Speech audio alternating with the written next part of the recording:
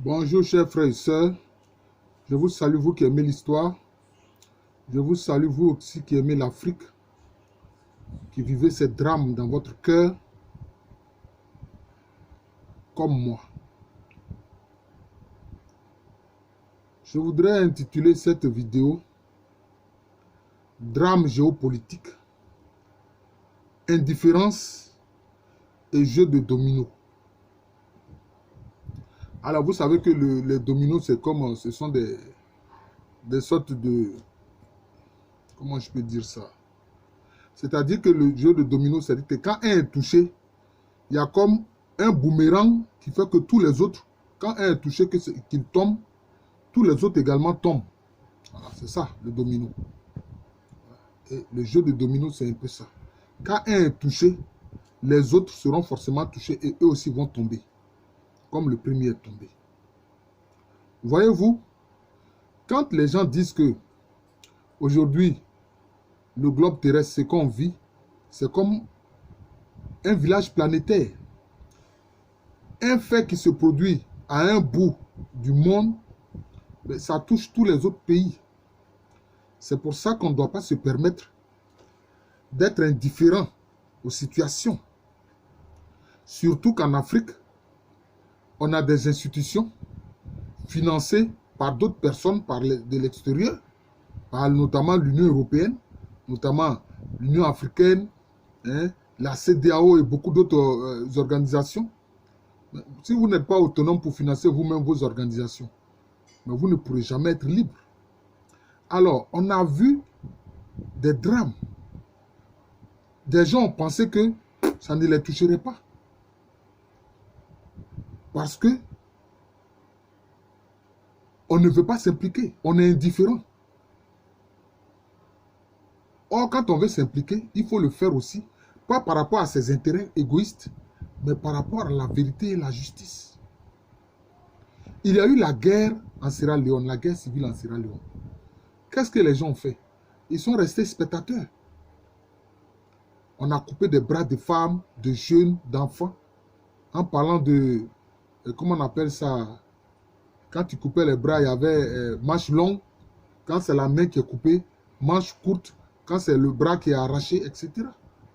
Ou l'avant-bras qui est arraché. Oui. Et pendant ce temps, les multinationales pillaient le diamant. On a parlé même des diamants du sang de Sierra Leone. Et tout le monde est resté là à observer, sans faire grand-chose. Il y a eu aussi la guerre civile au Libéria. Ça a été la même indifférence du monde et des Africains et des organisations africaines. Et puis cette guerre civile a touché aussi la Côte d'Ivoire. La Côte d'Ivoire aussi a été touchée par une guerre civile. En 2002, c'était le commencement d'une guerre civile. Il faut qu'on se dise la vérité. Et qu'est-ce qu'on a vécu? Une crise post-électorale en 2011. Et aujourd'hui, on vit une crise pré-électorale et puis une crise post-électorale. Et là aussi, c'est l'indifférence des gens. Parce qu'à l'intérieur, chaque fois, on ne veut pas dire les choses, dire la vérité et prendre position pour la justice. Mais ce que les gens oublient, mais par rapport au jeu de domino, tous les autres pays seront touchés. Au Ghana, ça a commencé, mais ça commence petitement. Toute crise commence petitement. Vous voyez? Ça a commencé au Ghana. Akufo-Addo dit qu'il a gagné. En fait, c'est ce qu'on dit. Mais Dramani Mahama dit que non. John Dramani Mahama dit que non. Et les deux appartiennent à deux partis différents. Je crois que Akufo-Addo, il est du NPP. Et puis John Dramani Mahama, il est du NDC, etc. Vous voyez? Mais ça commence petitement.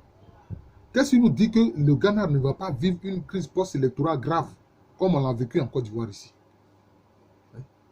Et ce sera un jeu de domino.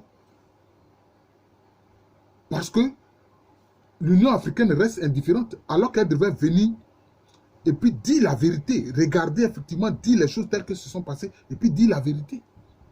La CEDEAO devait faire la même chose, mais ce n'est pas le cas. On est indifférent, on regarde. Et quelquefois, on prend des positions. D'ailleurs, même quelquefois, ce n'est pas la CEDEAO même dans son entièreté ou l'Union africaine dans son entièreté qui prend position.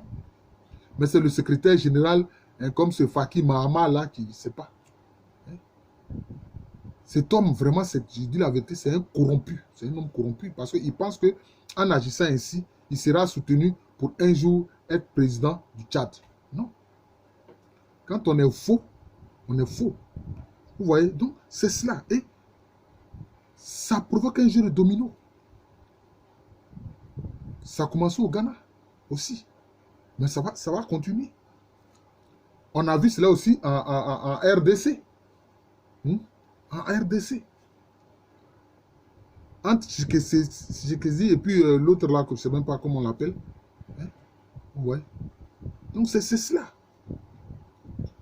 Et ça va s'étendre comme ça. Et l'Afrique sera l'Afrique des crises post-électorales. L'Afrique des crises post-électorales. Ça provoque des troubles, des massacres, etc.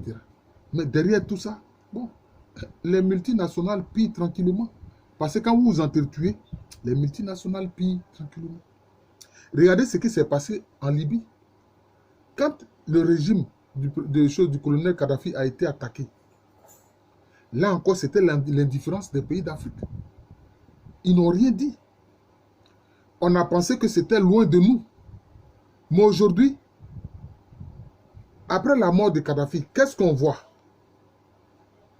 Mais tous les stocks d'armes de l'armée libyenne sont passés dans des mains mauvaises, des mains de terroristes, de djihadistes, qui attaquent partout en Afrique. Partout en Afrique. Au Mali, au Niger, au Burkina, en Côte d'Ivoire. Partout. Au Tchad. Oui. Comment se fait que Boko Haram résiste à près de 5 pays? Parce que Boko Haram est régulièrement alimenté en armes. En armes. Et il faut qu'on le dise. Spécifiquement, l'Arabie Saoudite alimente le terrorisme qui vient des djihadistes, le terrorisme islamiste. Mais personne n'ose dire cela à l'Arabie Saoudite. Parce qu'on dit que l'Arabie Saoudite, c'est un allié qui donne du pétrole. Vous voyez? C'est toute cette façon de faire internationale que j'appelle les drames géopolitiques, avec l'indifférence et le mensonge, qui crée un jeu de domino. Mais, quand les gens sont allés, ils ont détruit l'Irak, ils ont détruit la Syrie, ils ont détruit l'Afghanistan. Mais est-ce que eux-mêmes, qui pensaient être si loin des théâtres, des drames de ces pays-là, est-ce qu'ils y échappent? Aujourd'hui, ils se lèvent et disent que leur ennemi, c'est Daesh. Leur ennemi, c'est le djihadisme. Mais si vous n'aviez pas détruit ces États qui étaient stables, est-ce qu'il y aurait le djihadisme un peu partout? Même si Saddam Hussein en Irak n'est pas un démocrate, mais au moins, l'État irakien existait. Si vous n'aviez pas déferlé des djihadistes en Syrie, mais au moins, même si Bachar el-Assad n'est pas un démocrate, mais au moins l'État syrien était stable. Oui. Et aujourd'hui, ils sont étonnés. Ils fêtent, ils commémorent le drame de Bataclan, etc. Ces drames de terrorisme. Mais c'est eux-mêmes qui ont provoqué tout cela. Ils pensaient que cela, ils seraient loin de ces théâtres-là et que cela ne l'ait pas touché les populations. Bon, voilà, aujourd'hui, ils se rendent compte que cela touche les populations. Toute l'Europe est sous la menace terroriste. Les États-Unis sont sous la menace terroriste. Oui. Mais parce qu'on ne veut pas se dire la vérité. On ne veut pas se dire la vérité. Et quand ces pays sont détruits, mais on fait quand même les affaires. On a vu des multinationales du pétrole, mais acheter du pétrole à Daesh. Quand Daesh contrôlait des puits de pétrole, ils achetaient du pétrole à Daesh à moindre coût. Vous voyez? C'est du banditisme international. C'est du banditisme international. Vous voyez? Mais l'Arabie Saoudite même qui fait cela, qui déstabilise ces pays en finançant le terrorisme djihadiste. Mais l'Arabie Saoudite elle-même sera touchée. Il n'y a rien à faire. Parce qu'elle-même là, il faut dire, les djihadistes même ne manquent pas de le dire. Ils disent que le régime des Saouds, de la famille Saoud, la famille royale Saoud, ils disent que c'est un régime corrompu. Voilà. Et que ce régime aussi est dans leur ligne de mire. À quoi ça sert de faire tout ceci? Aujourd'hui, l'Arabie Saoudite est en plein dans une guerre civile au Yémen qui, en principe, ne la regarde même pas. Si les Yéménites se battent entre eux, entre sunnites et puis chiites, les Houthis qui sont des chiites, etc. Mais pourquoi l'Arabie Saoudite vient s'en mêler? Mais aujourd'hui, de temps en temps, elle reçoit des projectiles sur son territoire. Et ça, le fait que le monde entier regarde le drame qui se vit au Yémen, des enfants qui meurent de faim, des civils qui sont bombardés, mais ça ne gêne pas les grandes puissances.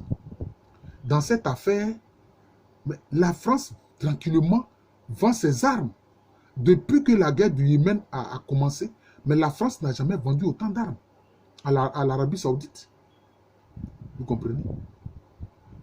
C'est cela que j'appelle le drame géopolitique. L'indifférence et le jeu des dominos.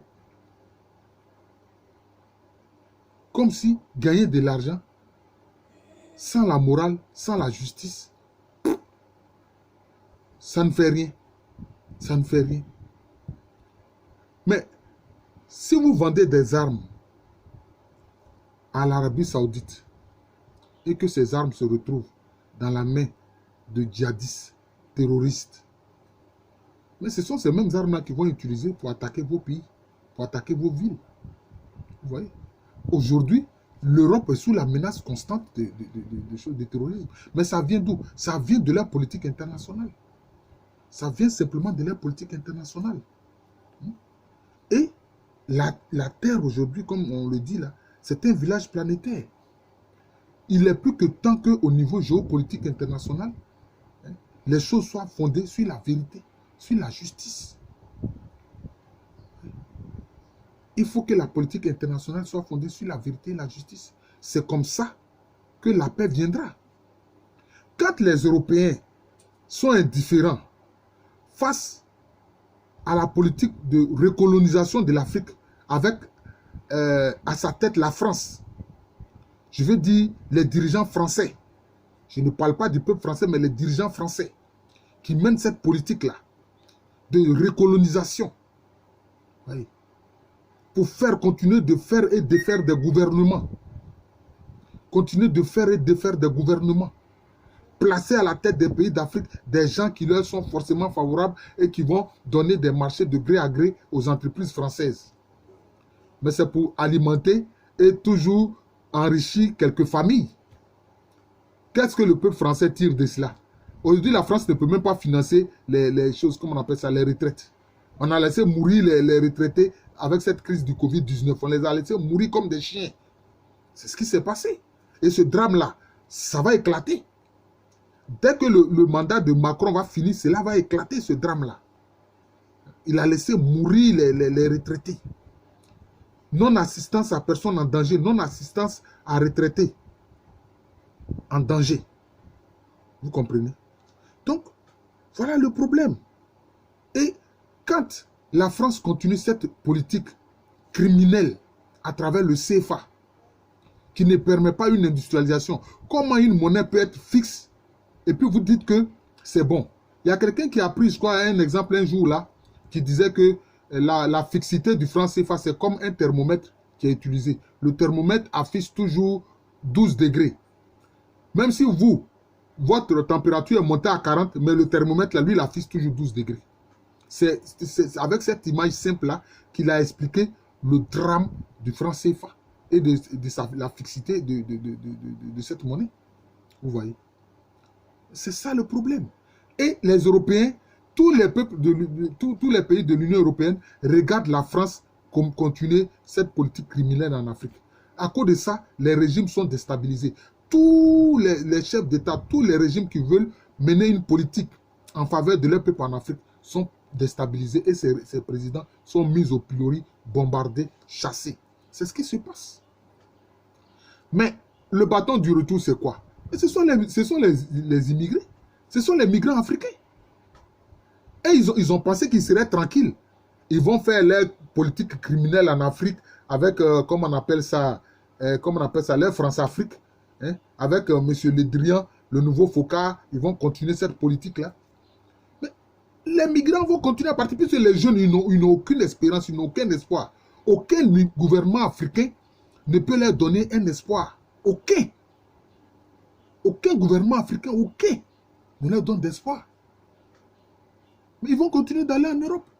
Ils n'ont pas peur de mourir. Même quand on utilise des snipers pour percer les embarcations, pour les tuer, ou bien quand on utilise des hommes grenouilles qui en dessous percent les embarcations pour les tuer, mais ils n'ont pas peur.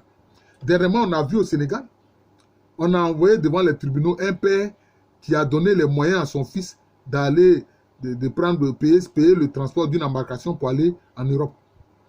Cela montre le drame des familles. Comment un père peut faire ça alors qu'il sait qu'il risque la vie de son fils? Mais parce qu'il n'y a pas d'espoir. Nos gouvernements n'ont aucun espoir. Ils ne peuvent rien faire. Hein? Aucun programme, les choses, comment on appelle ça? Ce qu'ils proposent, les programmes de gouvernement, etc. Ça n'aboutit à rien. Parce que la fondation, la base est fausse. Mais si le pays ne peut pas être industrialisé, comment est-ce que vous allez donner du travail aux gens? Quand les matières premières ne sont pas transformées en produits semi-finis ou bien finis et que c'est acheté à vil prix par ces multinationales françaises et autres, comment est-ce que vous pourrez développer vos pays? Vous ne pouvez pas développer vos pays. Et puis en plus, à cela s'ajoute maintenant les crises post-électorales où il y a des crimes, on tue des gens. Hein? Alors la réponse c'est ça. Les Italiens ont commencé à comprendre ça, ils se sont plaints un peu. Macron est allé là-bas pour les amadouer, pour dire non, ne parlez pas ainsi, vous nous mettez à nu, etc. Mais aujourd'hui, tout le monde voit que la France est à nu et que la France, les dirigeants français agissent comme des dirigeants criminels. Une véritable mafia. Ils font bien plus que la Camorra. Vous voyez? Donc c'est de ça qu'il s'agit. Donc aujourd'hui, qu'aucun gouvernement, qu'aucune multinationale ne pense qu'elle va poser un acte mauvais sur un point de la terre et qu'il n'y aura pas le bâton de retour. Ah, si, il y aura le bâton de retour. Le jeu de domino va se mettre en œuvre. Voilà. Ce que tu auras sémé là, tu vas récolter ça. C'est pour ça que j'aime le Christ et ses paroles. Ce que tu auras sémé là, c'est ce que tu vas récolter.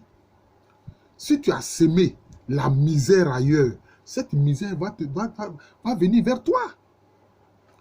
Hein? Ces migrants qui viennent en Europe là, c'est la misère que la France, hein, le gouvernement français, le Quai d'Orsay, son ministère des Affaires étrangères, criminel, l'Élysée, criminel, mais c'est ça qui retourne vers eux, sous forme de migrants. Hein? Ils font tout, mais est-ce qu'ils peuvent empêcher les migrants d'y aller? Mais les migrants, ils vont quand même. Quand ils ont provoqué les drames en Syrie et en Irak, est-ce qu'il n'y avait pas des migrants qui passaient du côté de la Grèce pour y aller? Et les mêmes là se sont plaints quand la Hongrie a mis en place une politique pour empêcher ces migrants venus d'Irak, de Syrie, etc., d'Afghanistan et autres, de passer par la Grèce pour aller en Europe, dans l'Union européenne. Mais voilà le problème. Drame géopolitique, indifférence et jeu de domino. C'est cela. Et je conclurai en disant, rappelez-vous, la Terre aujourd'hui comme un village planétaire. On ne peut pas rester indifférent parce qu'un drame se pose à un bout de la terre. Si les gens restent indifférents, mais cela va les rejoindre d'une façon ou d'une autre. C'est ce qui se passe. Semez la misère et vous la trouverez. Semez la guerre et cette guerre vous reviendra sous forme de terrorisme. C'est cela. C'est cela. Drame géopolitique, indifférence et jeu de domino. C'est de ça que j'ai voulu parler. Les crises post-électorales, ça a bien commencé en Côte d'Ivoire. Ça va se poursuivre. Ça a commencé au Ghana. Il y en a. En Guinée, c'est encore là. Ce n'est pas fini. On a vu cela aussi où ce pays, c'est en Gambie. Voilà, en Gambie. Voilà. Ce pays qui est incrusté dans le Sénégal, là, en Gambie. On a vu cela aussi. Il y a eu une crise post-électorale là-bas. Voilà. C'est comme ça. Mais on a réussi à faire fuir Yaya Jammeh. Mais ses partisans vont rebondir. Vous comprenez? Donc c'est ça le problème. Donc il est plus que temps que la politique internationale se base sur la vérité et la justice. Voilà. On ne peut pas continuer d'agir en prédateur en permanence. Mais si c'est l'entropie politique qu'ils veulent, mais L'entropie, c'est quoi? C'est un désordre. Bon, souvent, les cosmologistes parlent d'entropie au niveau de, comment on appelle ça, de, de l'univers, de la vie de l'univers. Mais en fait, dans l'univers, l'entropie n'est pas permanente. L'ordre revient automatiquement. Or, au plan international, c'est une entropie politique internationale. C'est un désordre total. C'est à ça que nous assistons. Un désordre total. Les Américains ont pensé que eux, ils seraient épargnés par une crise post-électorale. Mais aujourd'hui, ils vivent une crise post-électorale. Hein? Le refus de Trump d'accepter les résultats parce qu'il estime que le vote par correspondance, il y a eu des tricheries de là. Et puis ce qu'il dit n'est pas totalement faux. Ouais. Eux aussi vont vivre des crises post-électorales. Voilà. Comme ils aiment ça, s'aimer ça en Afrique, là aussi ils vont avoir ça. Voilà, c'est ça le jeu des dominos. Je vous remercie. Je suis le professeur Alou Kwame Rémy, professeur titulaire d'histoire à l'université Félix Houphouët-Boigny. Je suis historien, mais je suis aussi quelqu'un qui a une tête dans son monde actuel. Voilà. Et les problèmes actuels m'intéressent. Voilà. Donc, comme je l'ai dit, j'enseigne à l'université Félix Houphouët-Boigny, une université qui est à Abidjan. Abidjan est une ville de la Côte d'Ivoire, un pays situé en Afrique de l'Ouest. Merci encore et bonne journée à tous.